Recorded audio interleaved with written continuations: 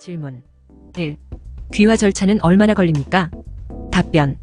주에 따라 다르나 캘리포니아주에서는 신청서를 접수한 날부터 시민권을 받는 날까지 평균 6개월 내지 12개월이 걸린다고 알려져 있습니다.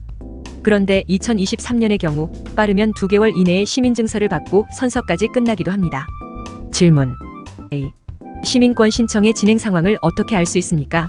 답변. 영상에 보이는 웹사이트를 방문하시거나 USCIS 고객 서비스 전화번호로 전화해서 확인할 수 있습니다. 또는 살고 계신 지역의 USCIS 사무소에 직접 찾아가셔도 됩니다. 질문 3. 신청서 N400을 제출한 후에 주소가 변경되면 어떻게 합니까? 답변. USCIS에 신청인의 변경된 주소를 보고해야 합니다. 현재 거주지 주소가 없으면 중요한 정보를 받지 못하게 될 수도 있습니다. 가장 중요한 정보라면 USCIS가 시민권 인터뷰 날짜와 시간에 대한 정보라고 할 것입니다. 그런데 시민권 신청서를 접수한 후에 변경된 주소를 보고하지 않으면 이와 같이 중요한 정보를 받지 못하게 됩니다. 그리고 이사하실 때마다 변경된 모든 주소를 USCIS에게 통보하도록 법으로 정해져 있기도 합니다. 변경된 거주지 주소 신고 방법은 USCIS 고객 서비스로 전화하십시오.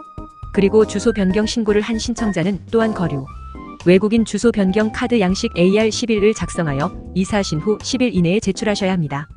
질문 4. 시민권 신청 비용은 얼마입니까? 답변. 전체 비용은 $725입니다. 75세 이상의 신청자는 지문 날인이 필요 없으며 따라서 지문 수수료를 지불하시지 않습니다. 하지만 반드시 신청 전에 웹사이트를 방문하여 가장 최근의 수수료 및 서류 양식에 대하여 정확하게 알아보시기 바랍니다. 또는 시민권 신청 무료 봉사단체의 도움을 받으시기 바랍니다. 질문 5. 신청료를 지불할 수 없으면 어떻게 합니까? 답변. 만일 신청료를 지불하실 수 없으면 수수료를 면제 요청을 할 수 있습니다. 수수료 면제를 받으시려면 다음 사항에 따르셔야 합니다. 하나. 본인은 이하 사실이 정확하며 만일 거짓일 경우 위증죄로 처벌을 받겠다는 진술서를 작성하여 제출해야 합니다. 둘. 정확하게 수수료 면제를 요청하시고 지불하실 수 없는 이유를 정확하게 표현하시기 바랍니다. 셋. 신청료를 지불하실 수 없는 증거자료를 제출해야 합니다. 예를 들면 SSI 혹은 TANF 수표 사본 같은 것입니다. 그리고 시민권 신청 수수료 면제 요청은 시민권 신청서인 N400과 함께 제출하셔야 합니다.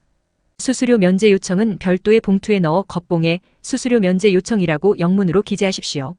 신청인의 요청이 거부될 경우 제출한 신청 양식 전체가 반송됩니다. 그렇게 되면 합당한 수수료와 함께 시민권 신청 진행을 처음부터 다시 시작하셔야 합니다.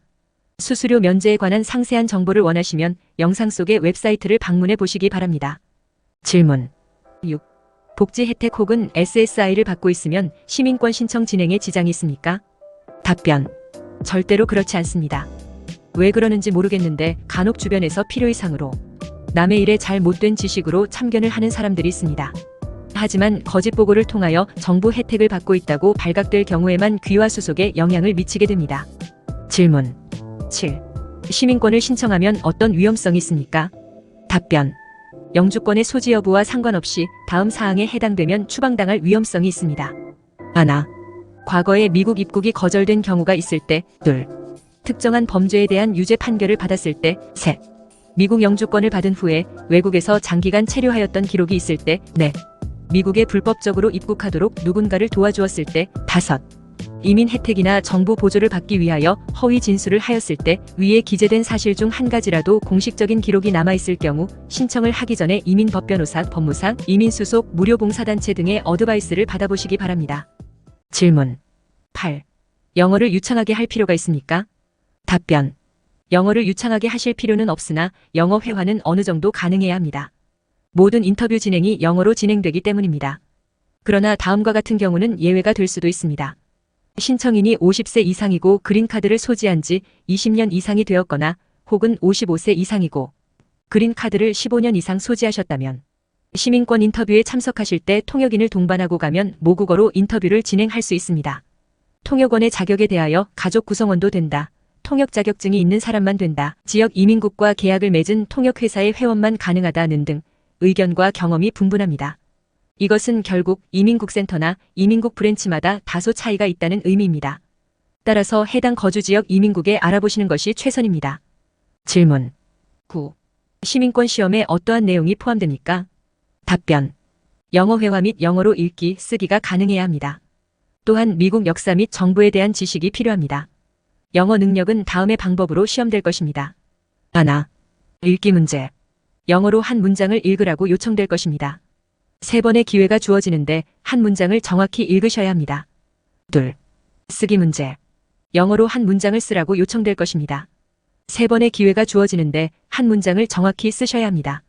셋, 영어 스피치 능력 문제. 인터뷰 담당관을 만나는 순간 서로 나누는 인사부터 영어 말하기 테스트는 시작되는 것입니다. 물론 당연히 인터뷰 중에 영어로 묻고 답하는 모든 대화가 영어 회화 능력 테스트입니다. 인터뷰 중 미국의 역사 및 정부에 관한 질문에 답변하셔야 합니다. 시험에 통과하려면 10가지 질문 중 6가지 질문에 정확히 답변하셔야 합니다. 만일 귀하가 65세 이상이시고 지난 20년간 영주권자였다면 20개 문항으로 축소된 시험 문제만 공부하시면 됩니다. 질문 10. 만일 시민권 시험에 통과하지 못하면 어떻게 합니까? 답변. 인터뷰가 끝나면 허가된 장소에서 대기를 합니다. 인터뷰 통과 노티스나 재시험 일정의 노티스를 받게 됩니다. 이 부분도 이민국 지사에 따라서 다소 차이가 있을 수 있습니다. 만일 2차 시험도 통과하지 못하면 수수료를 다시 지불하면서 처음 시작과 같은 방법으로 또다시 시민권 신청을 해야 합니다. 질문 11. 시민권 시험에서 면제될 수 있습니까? 답변. 육체적 혹은 정신적 장애로 인하여 시험 공부를 할 수 없는 분들은 인터뷰에 참석은 해야 하고 영어 및 공민학 시험을 치르지 않아도 됩니다. 면제 요청을 하시려면 장애자 시험 면제 양식인 N648을 작성하셔야 합니다. 하지만 장애인으로 테스트 면제를 받기는 매우 어렵습니다. 의사의 진단서 등이 필요합니다. 만일 본인이 장애인으로서 테스트 면제에 해당된다고 생각하면 이민법변호사, 법무사, 시민권 신청대행 무료봉사단체 등의 도움을 받으시는 것이 좋습니다. 질문 12.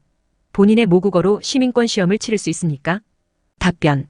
만일 55세 이상이고 최소한 15년간 영주권자이었거나 혹은 50세 이상이고 최소한 20년간 영주권자이었다면 인터뷰에서 영어를 안 하셔도 됩니다.